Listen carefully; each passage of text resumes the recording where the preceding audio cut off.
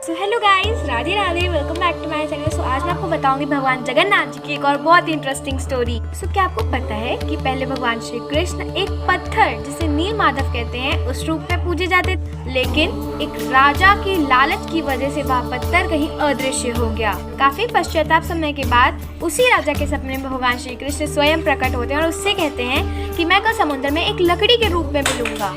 अगले दिन जब राजा ने चेक किया तो वहाँ पर सही में एक लकड़ी थी। राजा ने अपने सभी नौकरों से कहा कि इससे एक मूर्ति बनाई जाए, लेकिन कोई भी कर्मचारी बना ही नहीं पा रहा था। वो जैसे ही लकड़ी पे अपनी कुल्हाड़ी मारता उसकी कुल्हाड़ी टूट जाती।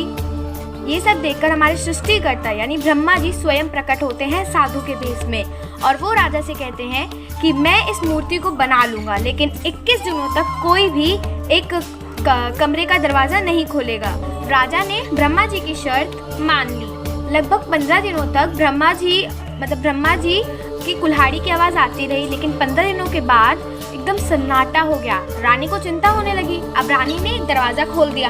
अब वहाँ पर सृष्टिकर्ता यानी वो गायब थे और भगवान जगन्नाथ, बलभद्र और सुभद्रा की अधूरी मूर्ति रखी हुई थी। राजा तुरंत समझ गए कि ये भगवान ही की महिमा है। तभी आकाशवाणी में भगवान श्री कृष्ण स्वयं कहते हैं कि मेरे इसी अधूरे रूप को पूजा जाएगा। तो तब से लेकर आज तक जगन्नाथपुरी में वही अधूरी मूर्तियाँ सब कोई पूछता है और वहाँ पर कुछ अलग ही पॉजिटिविटी आती है। ऐसे ही इंटरेस्टिंग एंड नॉलेजेबल वीडियोस देखने के लिए हमारे चैनल को ढेर सारा प्यार दीजिएगा, लाइक शेयर सब्सक्राइब जरूर कीजिएगा। राधे राधे।